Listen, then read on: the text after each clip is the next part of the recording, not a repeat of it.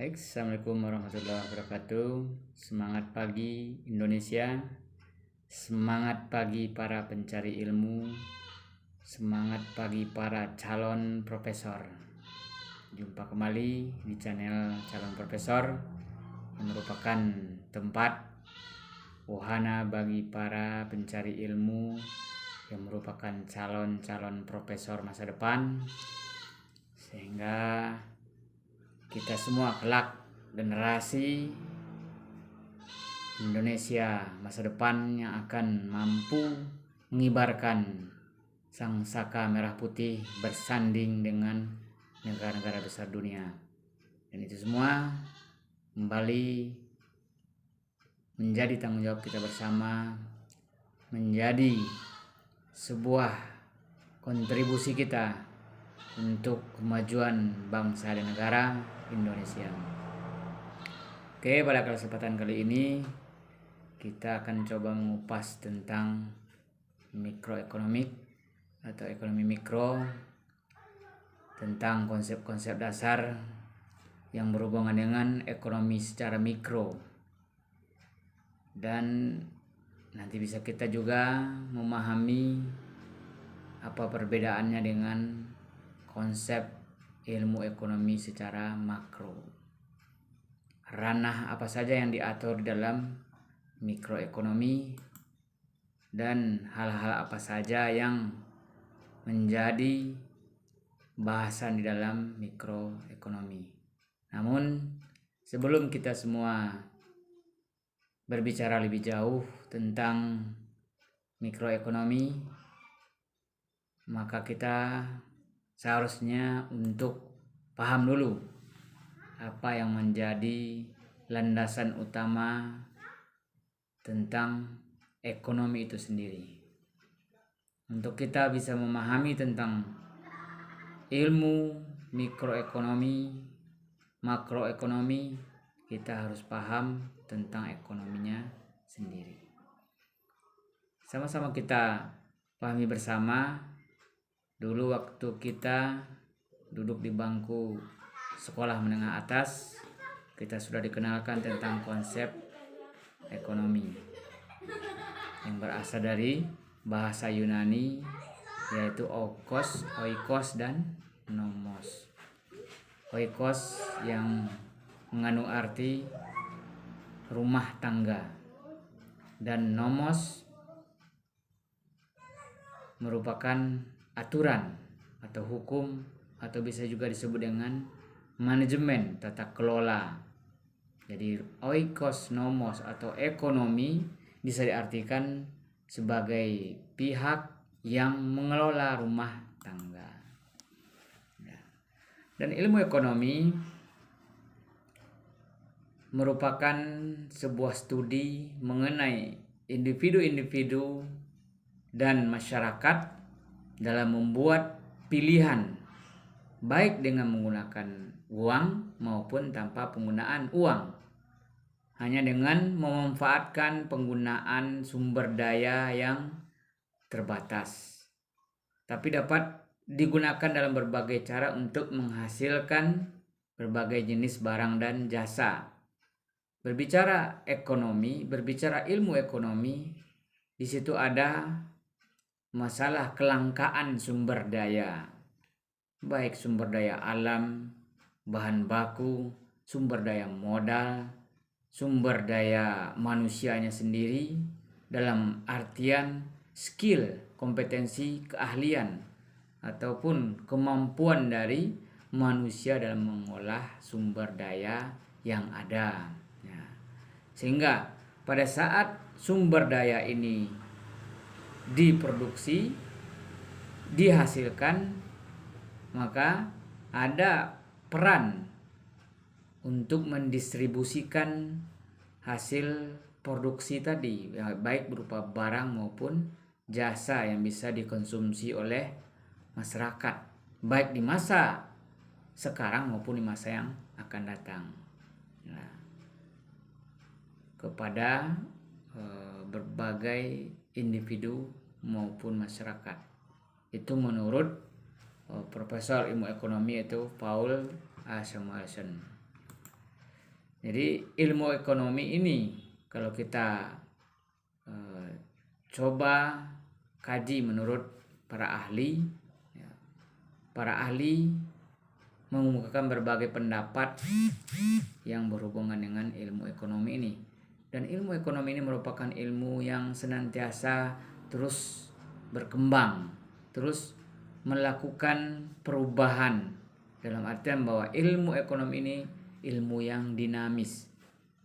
Maka sangat-sangat tidak cocok konsep-konsep ataupun teori-teori yang dulu berpuluh-puluh tahun yang lalu pernah diungkapkan, mungkin pada hari ini karena dinamisnya ilmu ekonomi, misalnya ilmu marketing, ilmu pemasaran yang merupakan bagian daripada ilmu ekonomi, itu berkembang sesuai dengan perkembangan zaman, sesuai dengan perkembangan teknologi, perkembangan pemikiran dan pemahaman manusia tentang produksi dan konsumsi.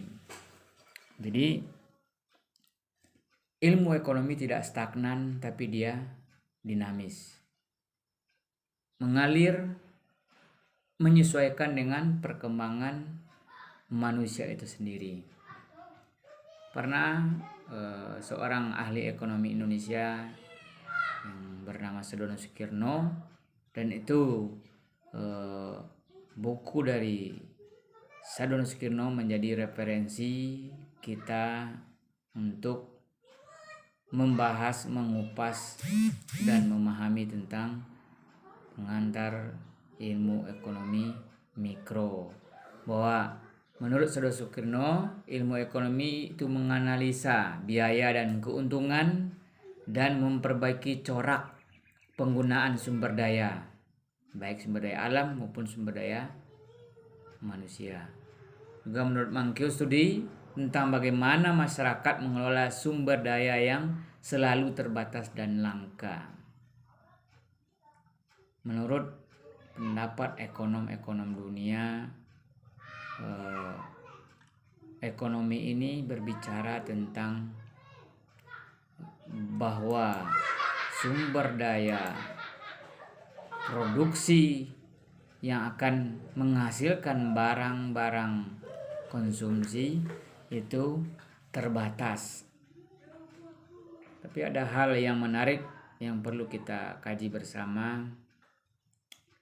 Kalau kita lihat negara Indonesia yang katanya surga dunia, yang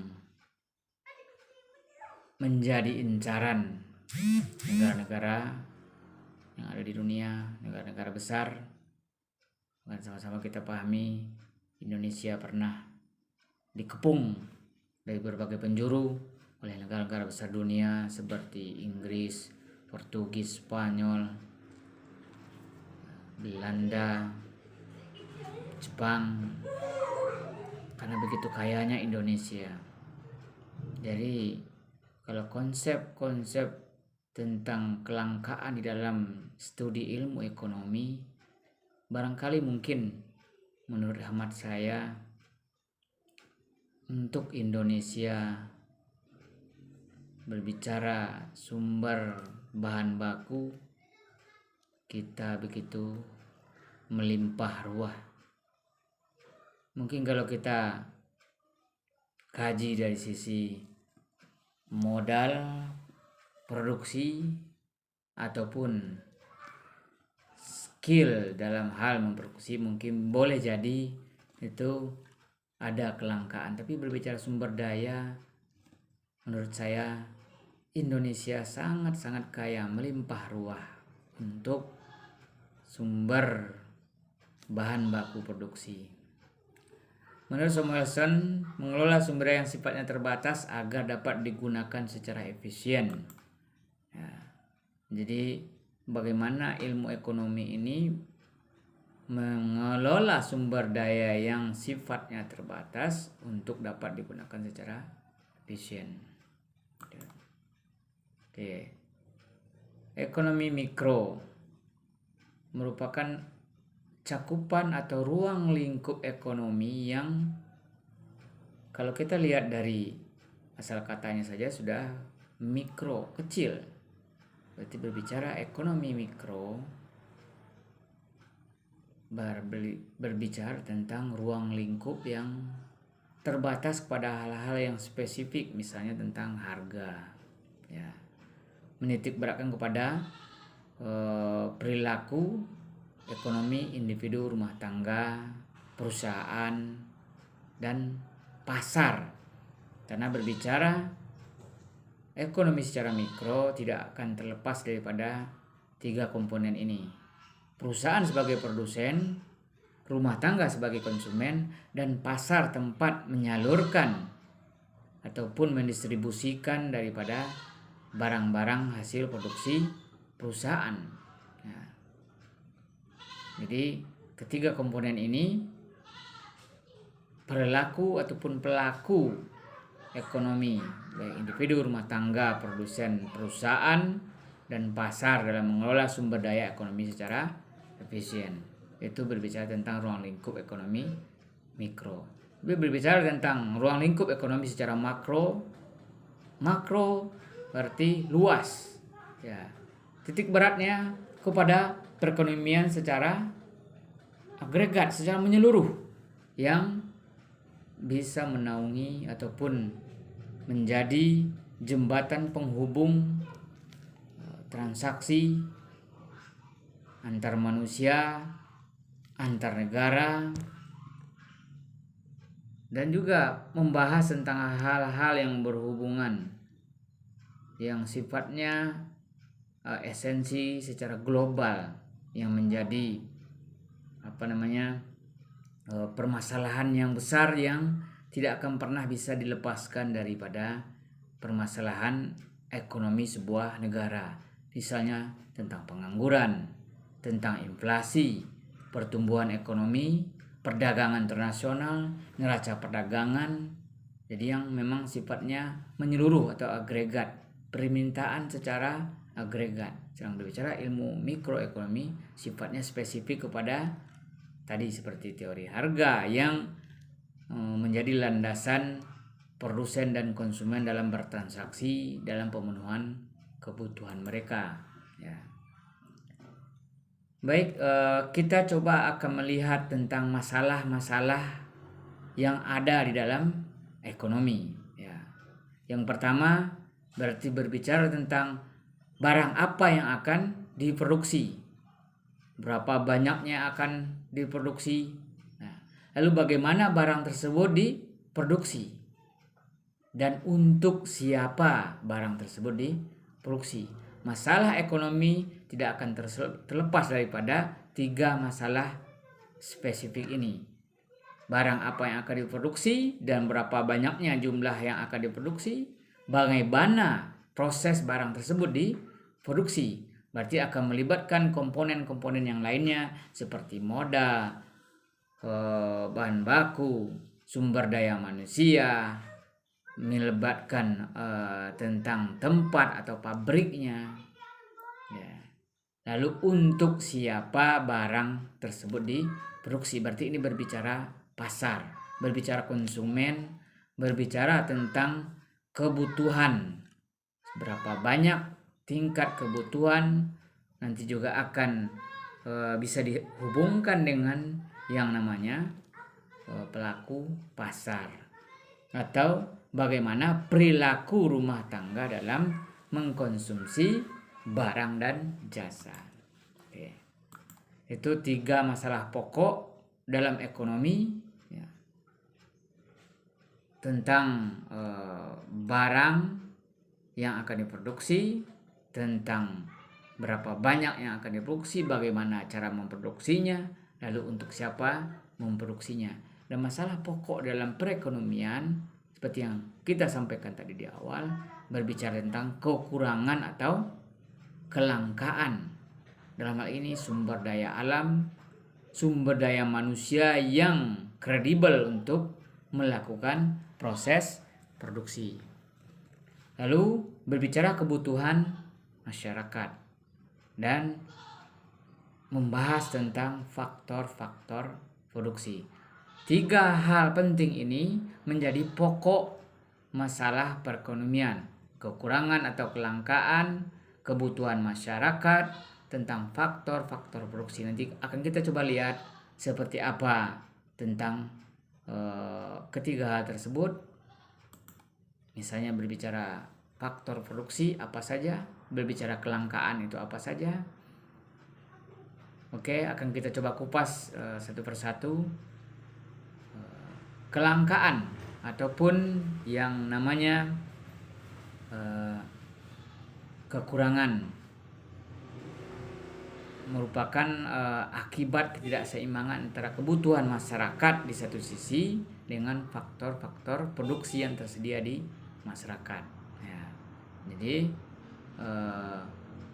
di satu sisi keinginan ataupun kebutuhan masyarakat relatif kebutuhan manusia itu begitu luas, begitu besar, begitu banyak, tidak terbatas. Sementara di lain sisi kemampuan daripada sumber daya untuk memenuhi faktor-faktor produksi tadi yang bisa digunakan untuk menghasilkan barang dan jasa tersebut terbatas. Ini yang merupakan masalah yang sangat esensi di dalam ilmu ekonomi. Oke, yang berikutnya tentang kebutuhan masyarakat. Nah, kebutuhan masyarakat berarti berbicara keinginan masyarakat untuk memperoleh barang dan jasa, baik yang disertai dengan permintaan yang efektif atau tidak disertai oleh kemampuan untuk membeli. Oke, jadi kebutuhan masyarakat ini boleh dibilang tergantung kepada berbagai hal, bisa dari sisi gaya hidup manusia, bisa dari sisi yang namanya pendidikan, lokasi ataupun geografis, tentang psikologi, tentang usia, pekerjaan dan lain sebagainya.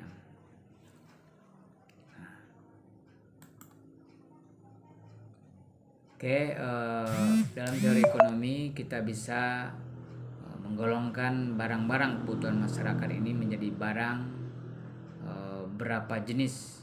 Ada yang disebut dengan barang inferior, barang esensial, barang normal, dan barang mewah. Barang inferior, barang yang banyak diminta oleh orang-orang yang berpendapatan rendah. Jadi kalau pendapatan tinggi, maka permintaan terhadap barang inferior akan berkurang. Contohnya, ubi kayu. Kalau pendapatan meningkat, maka kebutuhan masyarakat yang tingkat ekonominya rendah tadi akan berkurang dengan seiring meningkatnya pendapatan. Mungkin mereka tidak lagi akan mengkonsumsi ubi kayu, tapi meningkat menjadi beras misalnya, ataupun diganti dengan misalnya bahan-bahan makanan yang lainnya. Barang esensial merupakan perubahan pendapatan tidak akan mengurangi atau menambah permintaan terhadap barang esensial, yaitu barang kebutuhan pokok. Ya, barang kebutuhan pokok, seberapapun besarnya pendapatan, dia sudah terkondisikan dengan sesuai dengan kebutuhan orang tersebut atau masyarakat tersebut ataupun rumah tangga tersebut. Jadi berbicara barang esensial itu barang yang sudah terstandarkan sesuai dengan tingkat kebutuhan. Meningkat ataupun tidak meningkatnya pendapatan tidak akan mengurangi ataupun menambah permintaan terhadap barang esensial. Yang berikutnya barang normal. Barang yang dinamakan barang normal apabila dia mengalami kenaikan dalam permintaan sebagai akibat dari kenaikan pendapatan. Contohnya barang-barang luks, televisi, peralatan rumah tangga, perhiasan dan lain sebagainya. Meningkatnya pendapatan pasti akan meningkatkan kebutuhan akan barang normal. Lalu yang berikutnya barang mewah. Barang mewah akan dibeli apabila pendapatan orang ataupun kaum menengah ke atas meningkat. Ya, contohnya kendaraan, barang-barang mewah yang sifatnya seperti perhiasan-perhiasan mewah, pakaian-pakaian mewah, dan lain sebagainya. Jadi penggolongan barang bisa menurut penggunaan barang tersebut dalam masyarakat, ada barang pribadi, ada barang publik. Barang pribadi makanan, pakaian, kendaraan, dan lain sebagainya. Kalau yang sifatnya barang publik itu kebutuhan yang sifatnya fasum atau fasilitas umum, jalan raya, lampu lalu lintas, mercusuar, dan lain sebagainya. Oke, yang berikutnya tentang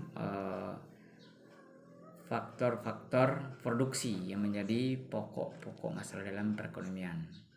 Dari mulai dengan kelangkaan, kebutuhan masyarakat, dan faktor-faktor produksi.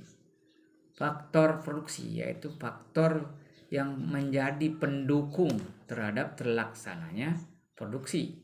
Nah, misalnya benda-benda yang disediakan oleh alam atau lingkungan sekitar ataupun yang diadakan oleh manusia yang dapat digunakan untuk memproduksi barang maupun jasa. Dalam perekonomian, faktor produksi dibedakan menjadi 4 jenis. Yang pertama, tempat memproduksi, yaitu tanah dan sumber alam. Merupakan faktor yang disediakan alam, meliputi tanah dan berbagai jenis barang tambang, hasil hutan, hasil sungai, hasil laut, dan lain sebagainya. Berikutnya faktor produksi yang akan memproduksi, yaitu tenaga kerja, meliputi jumlah pekerja, keahlian, keterampilan, skill, kompetensi yang dimiliki oleh pekerja yang menjadi faktor pendukung utama untuk mampu menghasilkan barang maupun jasa. Ya. Berbicara tenaga kerja di Indonesia sangat-sangat melimpah ruah dari sisi tenaga kerja yang sifatnya fisik. Tapi kalaupun kita melihat dari sisi kompetensi, skill, keahlian, kemampuan daripada sebagian besar masyarakat, kalau kita lihat hari ini, kemampuan masyarakat Indonesia sudah jauh di atas rata-rata. Bahkan sama-sama kita pahami, bangsa Indonesia dengan skill yang ada bahkan pernah mampu menciptakan pesawat, bisa membuat alat-alat militer yang berskala tinggi dengan teknologi yang canggih, gitu ya. Yang berikutnya modal, yaitu kemampuan yang dimiliki dalam sisi finansial untuk menjadi pendukung produksi. Ya, berapapun banyaknya bahan baku, berapapun banyak tenaga kerja, namun kalau untuk bisa menciptakan barang yang sifatnya berdaya guna, itu memerlukan modal. Karena berbicara modal, bagaimana mengadakan bahan baku, bagaimana mengadakan mesin ataupun alat untuk memproduksi, dan bagaimana modal untuk membiayai ataupun menggaji para pekerja. Bagaimana modal digunakan untuk mendistribusikan ataupun memasarkan barang-barang hasil produksi, dan banyak hal yang lainnya. Yang berikutnya baru keahlian keusahawanan atau entrepreneurship, kemampuan dalam mengelola bisnisnya ataupun misalnya tadi berbicara perusahaan, berbicara corporate, ada keahlian kemampuan untuk mengelola corporate itu sendiri. Berarti ada keahlian skill dari sisi marketing, keahlian dari skill tentang manajemen, keuangan, produksi, dan lain sebagainya. Tapi yang paling penting, karena ini berbicara bagaimana mendistribusikan sampai ke tingkat konsumen akhir, memang keahlian yang spesifik berhubungan dengan keahlian keusahawanan ataupun kewirausahaan ya. Karena dengan adanya skill keusahawanan ataupun kewirausahaan mampu melaksanakan pengembangan dan perkembangan bisnis sehingga tetap akan eksis dalam hal memproduksi gitu ya. Oke. Terbatasnya alat pemuas kebutuhan manusia sementara kebutuhan tidak terbatas mendorong manusia melakukan pilihan-pilihan yang bersifat individu maupun kolektif dalam setiap kegiatan ekonomi, baik memproduksi maupun mengkonsumsi menggunakan barang dan jasa. Pilihan dalam konsumsi bertujuan menggunakan pendapatan yang dimiliki untuk mendapatkan sumber daya berupa barang atau jasa yang dapat membeli kepuasan maksimum.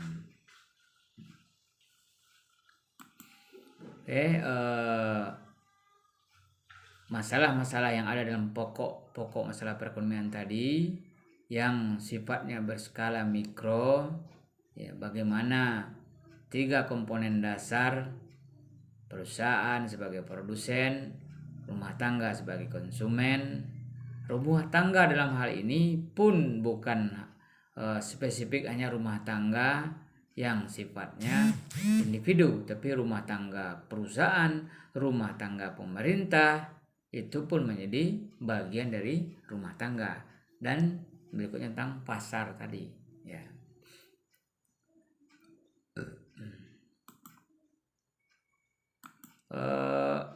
Sifat-sifat dari ekonomi ya yang menjadi bahan kajian saat ini dari para ahli ekonomi dunia. Ada hal yang sangat prinsip yang menjadikan ekonomi ini menjadi hal yang sangat terkadang menjadi hal yang menakutkan bagi orang-orang yang tidak mampu mengelola ekonomi itu sendiri. Permasalahan-permasalahan besar yang ada di setiap negara tidak akan pernah terlepas dari masalah ekonomi. Dan kalau kita lihat secara spesifik masalah besar yang terjadi di dunia yang berhubungan dengan ekonomi, dan itu akan mengendalikan masalah-masalah yang selain ekonomi. Seperti misalnya kalau kita tadi bahas tentang makroekonomi, ada pengangguran, ada inflasi, dan itu pun berhubungan dengan yang namanya ekonomi mikro. Dan masalah-masalah di dalam ekonomi akan merembet ke dalam masalah yang ada di luar ekonomi. Ekonomi yang tidak stabil bisa menciptakan keamanan yang tidak stabil. Ekonomi yang tidak stabil bisa menciptakan kesehatan yang tidak stabil. Makanya ilmu ekonomi menjadi jantung daripada permasalahan umat manusia. Karena berbicara kebutuhan manusia tidak terlepas daripada masalah ekonomi. Ya.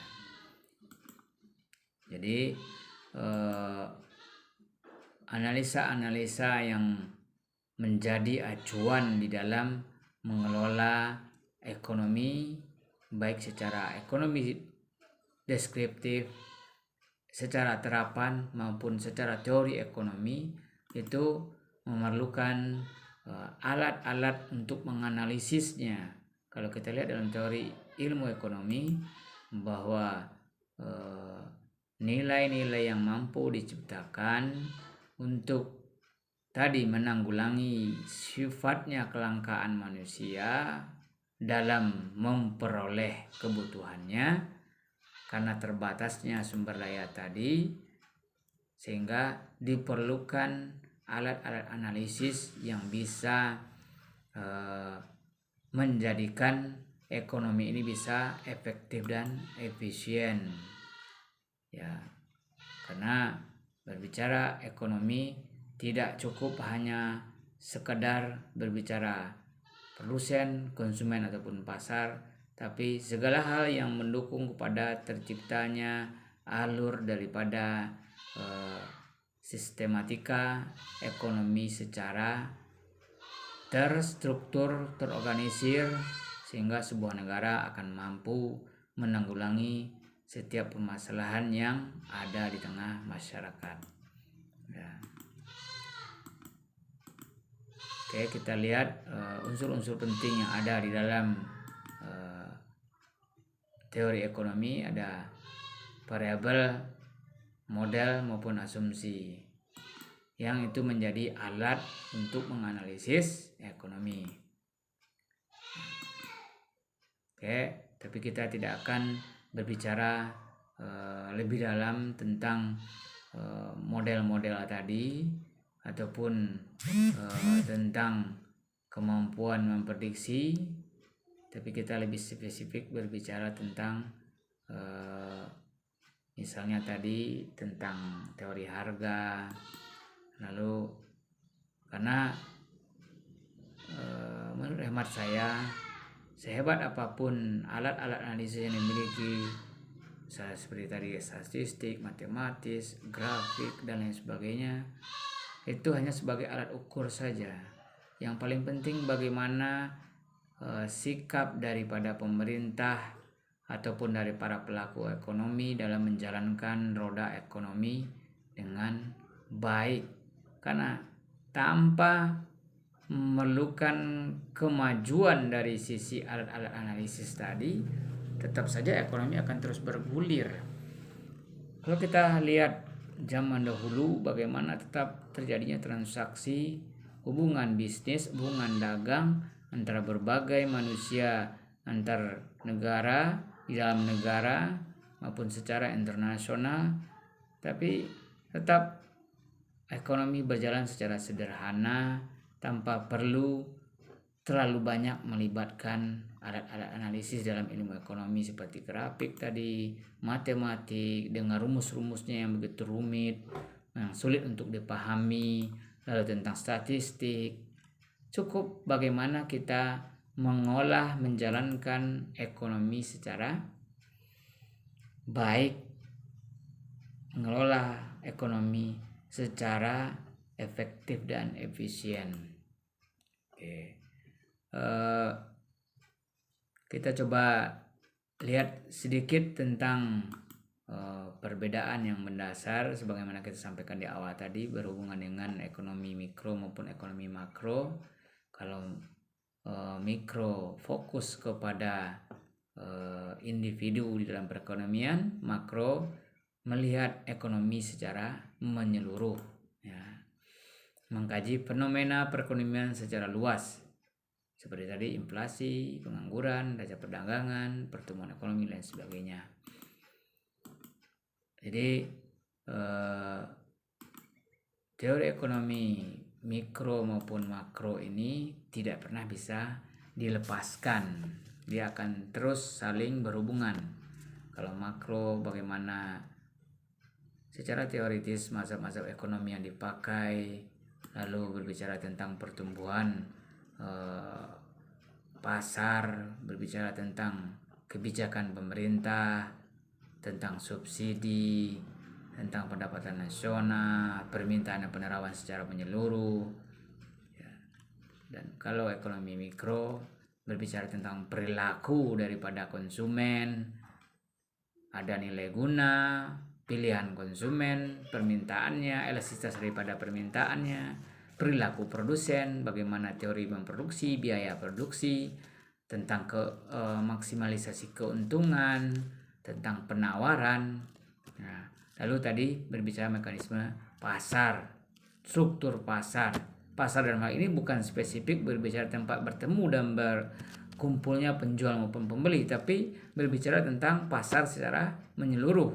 Pangsa pasar, target pasar, strategi pasar, dan lain sebagainya. Ya. Jadi kegiatan ekonomi tidak terlepas daripada 3 hal pokok yang disampaikan di awal tadi: konsumsi, produksi, dan pasar atau pertukaran. Ya. Itu yang melatar belakangi terjadinya transaksi ekonomi. Ya. Dan untuk bisa ataupun mampu menciptakan barang maupun jasa harus dilengkapi, disiapkan berbagai sumber daya yang ada tadi, sumber daya alam, sumber daya manusia, sumber daya modal. Itu tidak mungkin bisa dilepaskan daripada konteks ilmu ekonomi. Oke, mungkin itu sedikit ya tentang gambaran secara umum tentang ilmu ekonomi, baik ekonomi mikro maupun ekonomi makro. Sekian untuk pertemuan kali ini, kita membahas tentang ekonomi mikro. Semoga menjadi penambah wawasan, memberikan pencerahan, dan di masa depan akan menjadi calon-calon profesor yang akan mampu menyandingkan Indonesia dengan negara-negara besar di dunia. Terima kasih. Assalamualaikum warahmatullahi wabarakatuh.